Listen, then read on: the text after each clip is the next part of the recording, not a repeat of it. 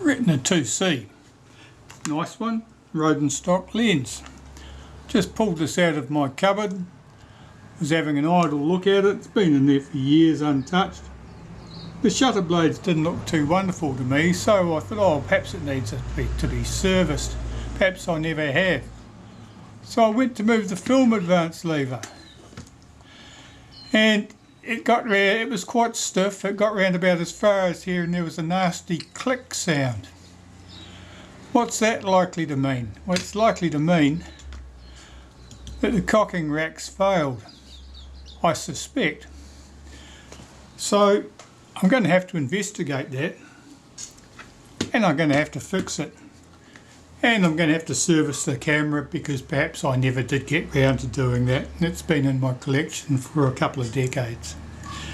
So we'll start by removing the top cover. Open the back,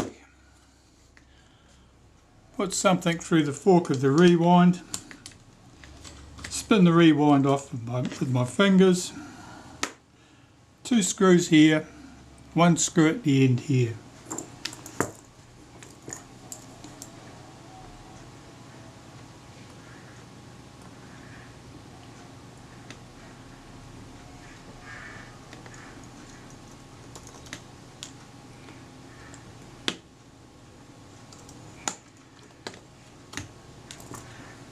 A lot of the cameras I have in my collection, I've never got around to actually servicing them,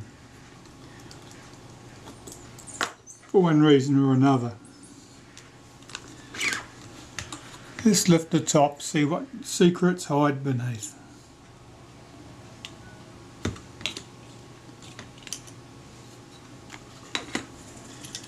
Just take that off. Oh well, will you look at that?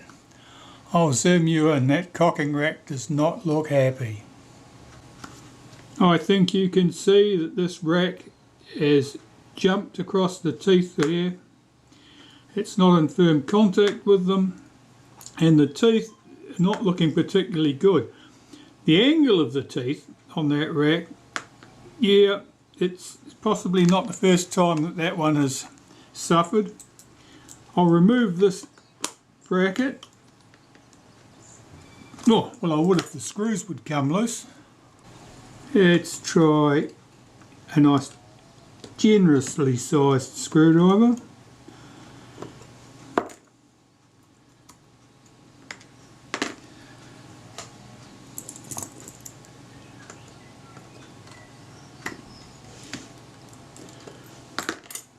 Be careful when you remove the strap lug on a camera like this, because sometimes there's a shim washer underneath.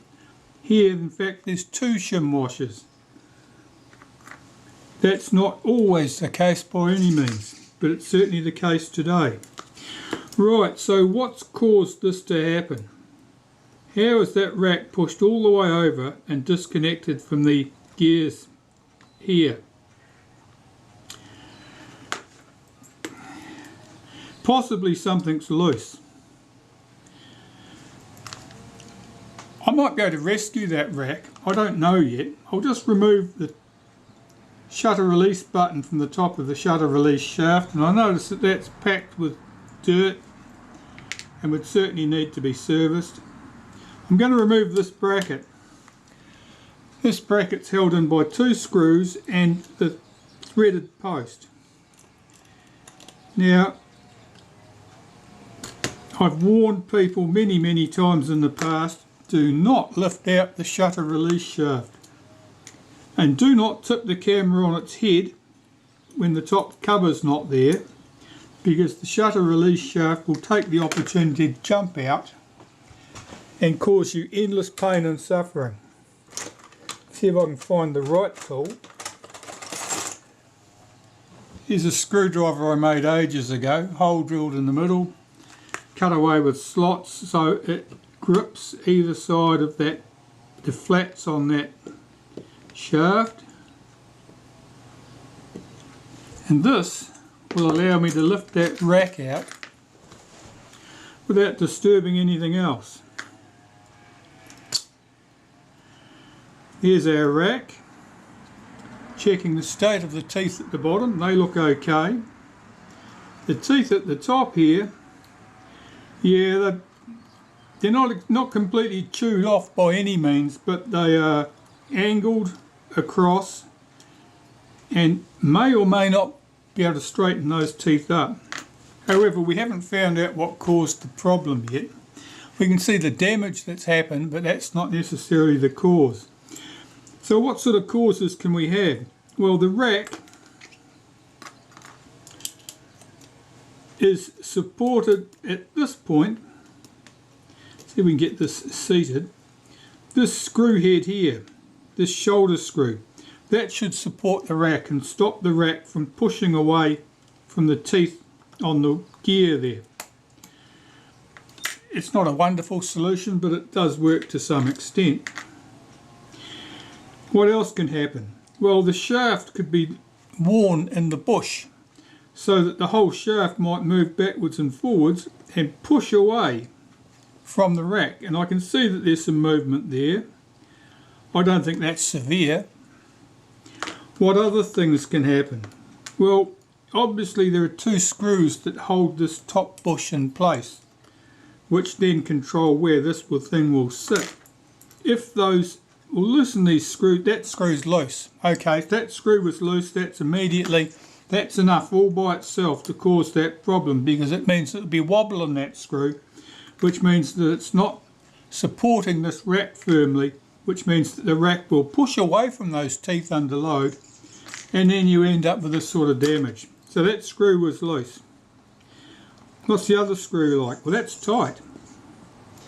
Now, what if we were to bring the shaft as far to the back of the camera as we could, pushing it towards the rack, then tighten the screws down. I'll just take that back to its parked position. What if the rack was back there? What's that like? Now here I'm on a piece of the rack that's not damaged, and I'm looking to see it is pretty much up against that post there. So there's certainly not too much play at that point. I must also say that this is pretty dirty in here, and that's quite gritty, some of this rubbish. I don't know, it's probably just dust and a little bit of grease. So by slackening these two screws, pulling the whole bush back towards the back of the camera, tightening those two screws, and putting the rack back in place, I can see now that that's quite good. That spacing would be more than adequate with a good rack in order to work. Of course, there may be other damage here. The teeth on this gear could be damaged. They don't look like they are, they look quite good. Another possibility,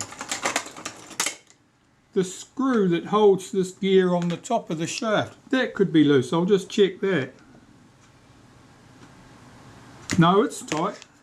If that screw works loose, then that little gear there, that pinion, will be able to move away. It'll be able to rattle about a bit, and it won't be in firm contact with the rack. Okay, so now we know what the damage is, and we do have a likely cause. The likely cause in this case was probably a combination of two things. One, that the whole bush wasn't pushed back towards the back of the camera to keep the rack in contact with the gear. And the second, and probably the biggest cause, was that this screw was actually loose, so that it wouldn't have been supporting the rack firmly at this point, allowing the rack to be pushed away from the gear, and that click sound that I heard when I was moving the film advance, that would have been it jumping one tooth. Of course, I'm familiar with these cameras and I know exactly what sort of awful things can go wrong, so I stopped there. I didn't try to complete the stroke, and I certainly did not try to push the film advance lever back. That would be a futile thing to do, and it certainly wouldn't lead you to a good place.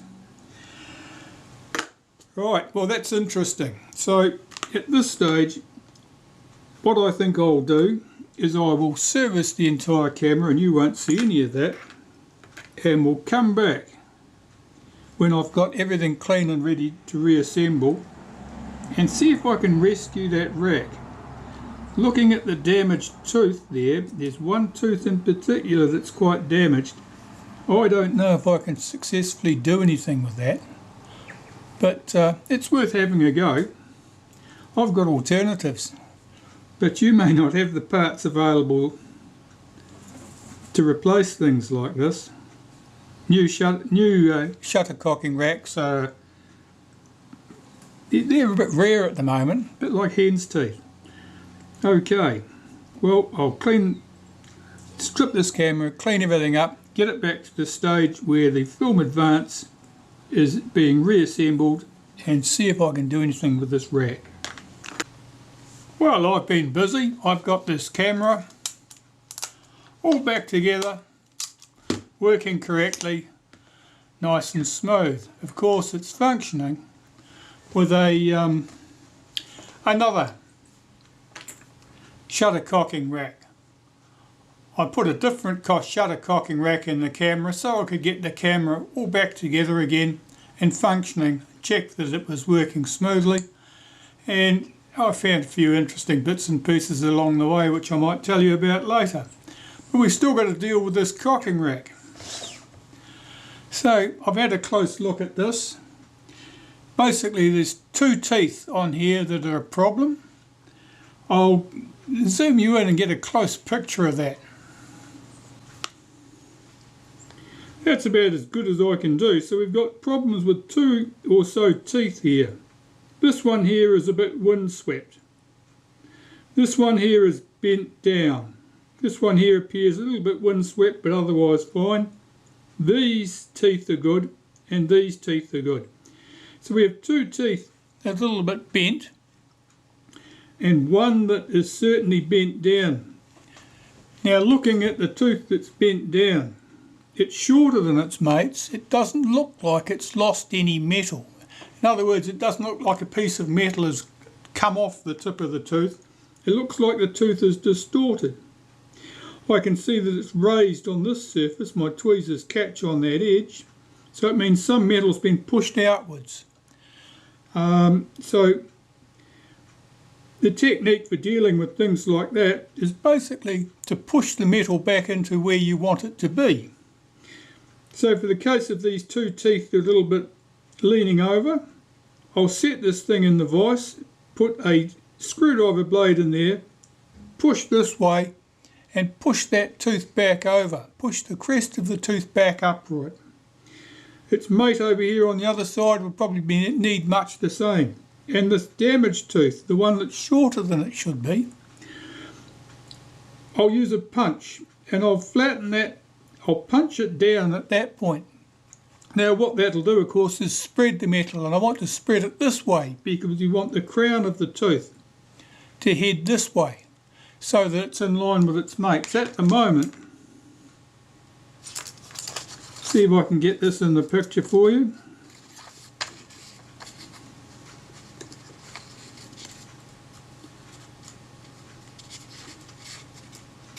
At the moment it's not.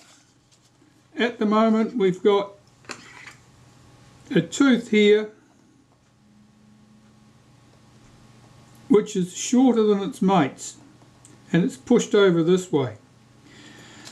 So all this just requires some hammer work basically and a punch, and you're not needing to move an awful lot of metal. You're only needing to move a little bit of metal, and it's brass so it's relatively soft and you're not trying to move it very far.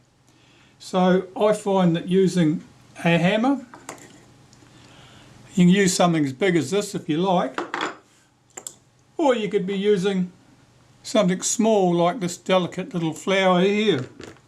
But I'll find a punch in my staking set. I've got a bench block here beside me,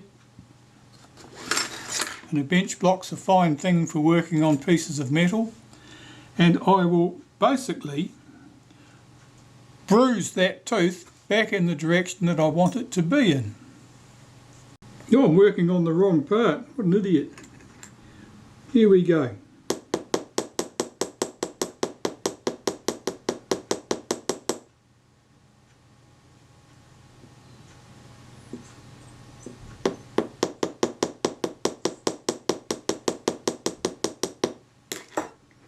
Okay, well that's improved the look of it already. So this is the tooth we need to grow. This is the tooth we need to pull upright a bit. I'll see if I can straighten up that bent tooth first. We'll try that. So where is the bad tooth? Let's check this from the side.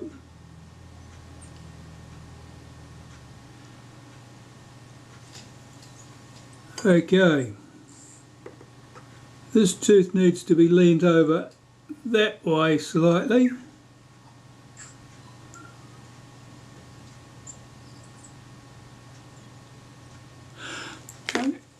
And now I'll deal with that tooth that I need to raise so that it's at the same height as its mates. Clear I know which tooth I'm working with.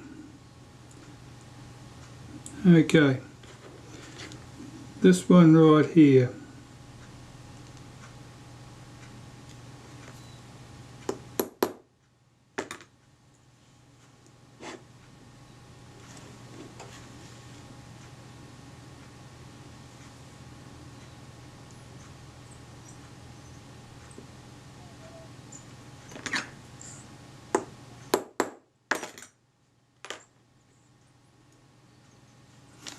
Now I'll check and see if I've made any progress.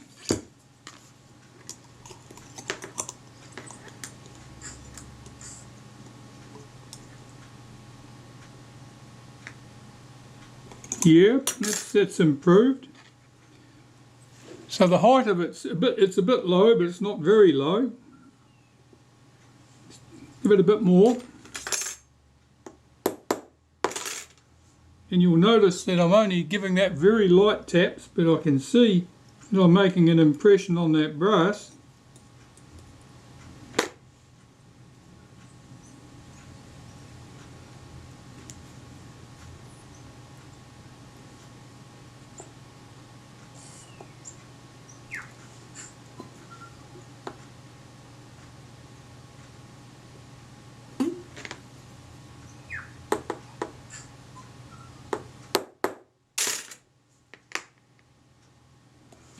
And I'll check again to see what sort of progress I've made.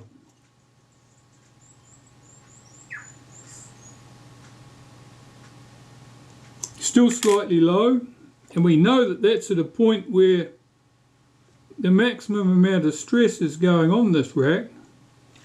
So it's important that the teeth have good bearing at that point.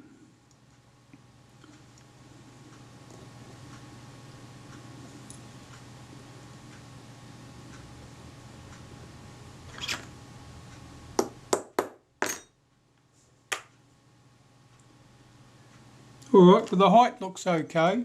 I'll put that back in that little bench vise and see if I can straighten that tooth up any, and then see if I've made any progress that I could show you. I think that's looking pretty good. One last thing I'll do to that is I've got the rack here from a Reflex 4. Now, it's not the same rack of course, but it's the same teeth and the same teeth profile. This is thicker, it's a heavier metal, it's steel, and I'm not sure what they did to it. I don't know whether it's hardened, but it's certainly a tough steel. What I do is I'll basically put this in the vise, lay this on the top and tap the teeth down into it, and basically the profiles will match up. And that's a very good fit. So a couple of taps with a hammer, and that'll probably be fine. Then we'll test it in the camera. Okay, well let's remove this rack I put in there temporarily.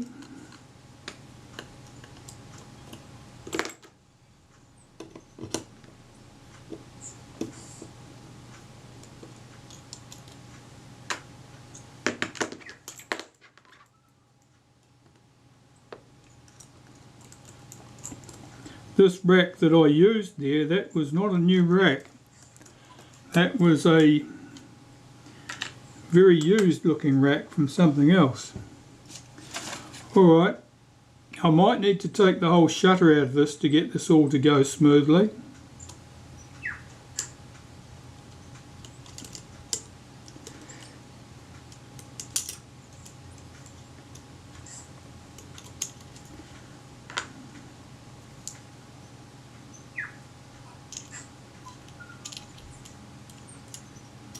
That's because I'm trying to get the timing correct at this end with the transfer shaft to the shutter, and get it timed correctly at this end to the film advance, all at the same time.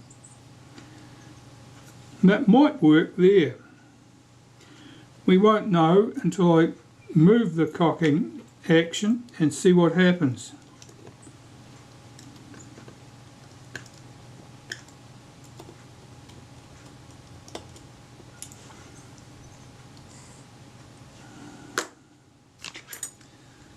I'm putting the brackets back in place so that the rack is held firmly. Otherwise we're in danger of damaging the rack or the mating gear. I've got to be aware that the shutter may not be timed correctly to the rack at this point.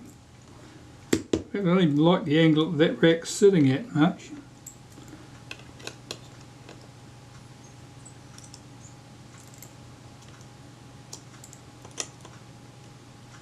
Let me take that back out and just check that that rack is not bent.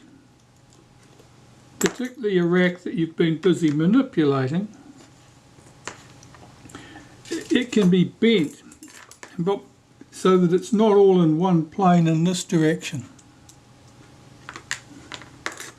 I can't tell by looking whether this is sitting up on the shaft or not.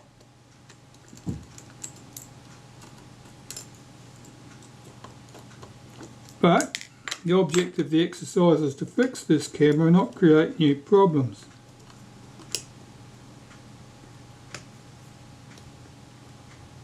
I think that is slightly bent. Let's have a look at it.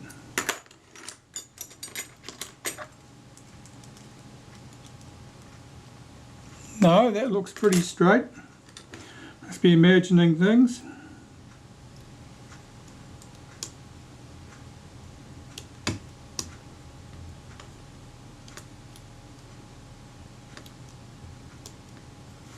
Just checking for rock here, because it certainly feels like it's a bit of rock.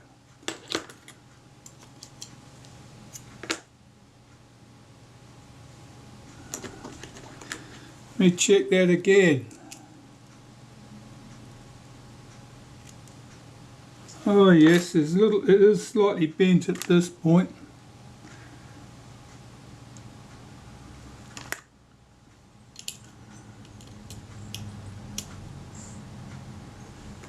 If this rack's not flat, it'll create friction where it passes over the hold down brackets.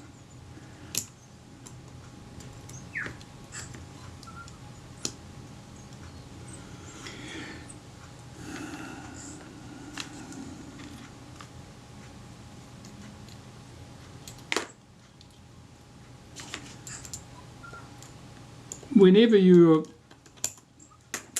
playing with a shutter cocking rack like this and you're testing it, perhaps testing the action, make sure that these two, this bracket, this hold down bracket, and the strap plug, which serves the same purpose at this end, are in place and screwed down firmly.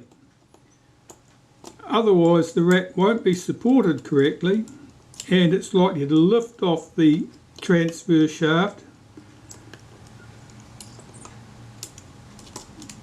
through the action, and that would damage a tooth at the very least and possibly ruin the rack completely. Now it's possible our shutter won't cock. It's possible that the shutter is one or more tooth advanced, so I can't complete the film advance stroke. We can deal with that problem when we have to. So I've got no lubrication on that at that point. I haven't obscured that with grease. I really want to see how that works. Let me try. I'll hold down the lock lever there. Film advance worked normally. Shutter didn't cock, so the timing of the cocking action's not quite right. But that film advance worked normally. And if we look at the action of the teeth there, let's just unlock that. I'm looking for the mesh of the teeth at this point to see if there's any sign that that rack's pushing away, and there's not. They're meshing very nicely. So I'm quite happy that that's a successful repair. And now all I want to do is get that shutter timing correct. There's two ways to go about that. One is to remove these two screws and muck around with the piece at that point and change the timing there effectively. And the other is just to simply remove the lens and shutter assembly and deal with it that way. And that's the way I'll choose, because I have a tool to do that.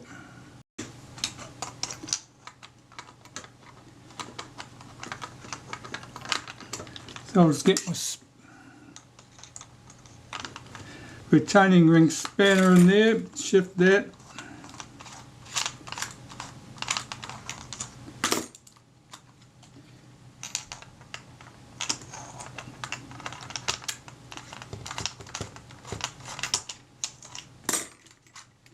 Take the shutter out. While I've got it at this stage, I'll pull this rack back out, put some lubrication on there and fit that rack back permanently. Then I can check the film advance, make sure that it all works smoothly to my satisfaction, and we'll put the shutter back in.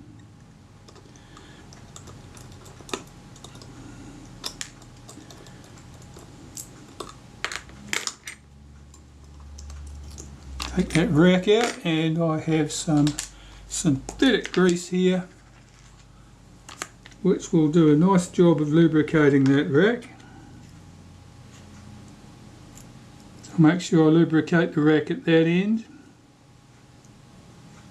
underneath and on the teeth. Drop that back in place. Now the timing with these, you can usually get away with one of two different positions. There I've got two teeth engaged with the wheel, and that's probably going to be right for us. On later 2Cs and 3Cs, the ones with the chrome trim on the top rather than the polished alloy body edges, you haven't got as much freeboard there. You've got one place you can fit it, and that's all you can fit it. Otherwise it just won't complete the stroke. The rack here bumps up against the chrome trim at that point if you have it one tooth too far advanced, and it won't work. And needless to say, when things don't want to go, when they don't want to complete their stroke,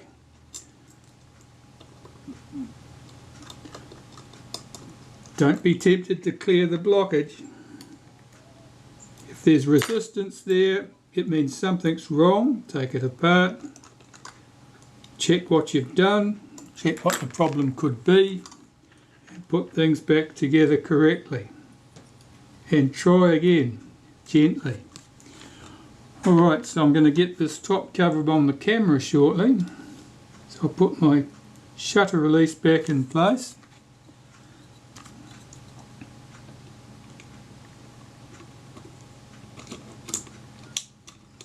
My top cover over the release. Check that it's seated correctly. Two small screws at this end.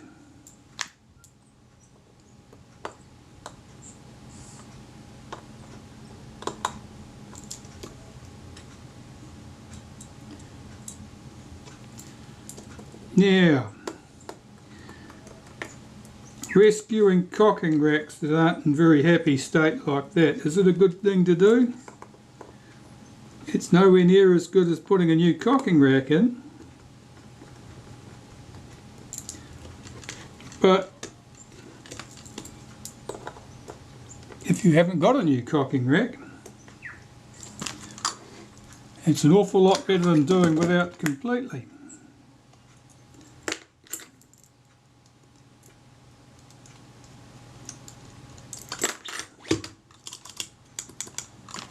That's looking good.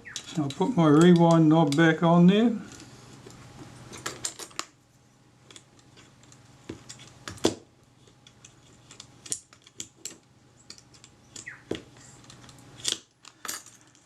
Okay. I'll just check that film advance. Smooth. Returns correctly. What about my frame counter? Is that accurate? I may have to adjust the frame counter because each of the racks is a little bit different. Yeah, it looks like I'm just off the numbers there, so I'm going to have to go back and adjust that frame counter. Let's do it now and then it's done. Basically, you get a little bit of tolerance, if you say, manufacturing variation at this point. This is the flag on the end of the cocking rack that pulls the frame counter forward.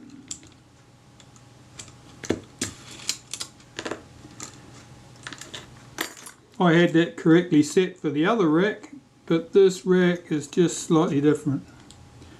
If you put the two racks side by side and measured them with a pair of calipers or something, you would probably be able to see exactly what was going on there. And you could nod wisely and just have to do the same adjustment.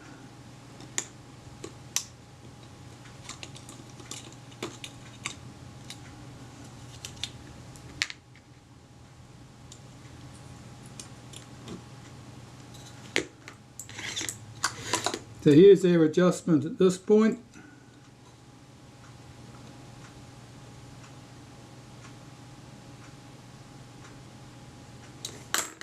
Give that a full turn and see how that behaves.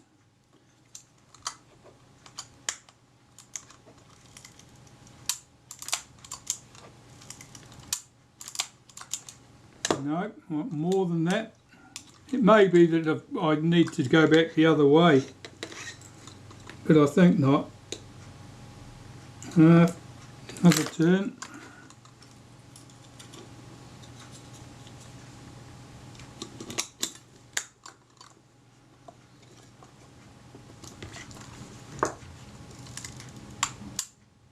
Oh, definitely going too far. I can tell that because on the first movement it moved well past, it moved past two numbers.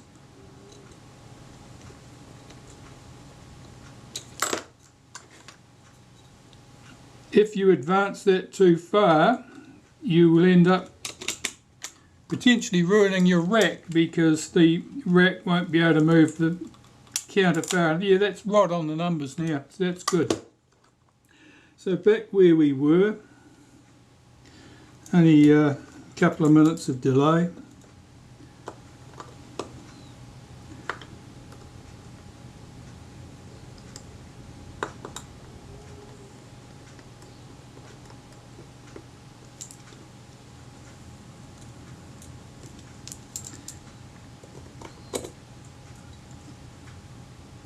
Cameras will do their best to try your patience, but they can usually be got back together working correctly if you take your time. And the number one rule is, of course, don't force anything. If it doesn't want to go, you've done something wrong. That's good, that counter's looking good. Let me get my rewind back on there straight away. Let's get the shutter in this.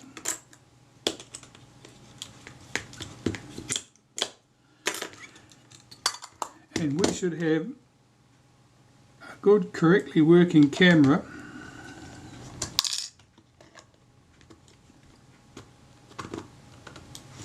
Right, so that's loosely in place. I'm holding it with my fingers. I don't know what the timing's like. Let's try the film advance. The action's moving. Reached the end of its stroke. I think the shutter cocked. Let's see. It did.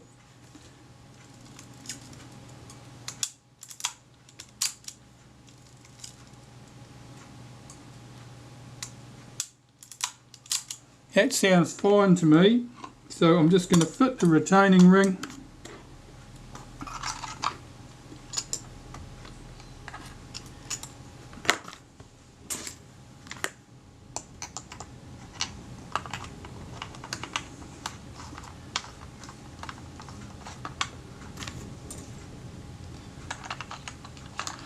Inevitably somebody will ask me, where do you get that spanner? Where can I buy one of those? Well, the answer to that is simple. You can't buy one. You either make one yourself, or if you know somebody with a lathe, ask them. People who've got a lathe are usually very pleased to be able to show off their skills. Okay, so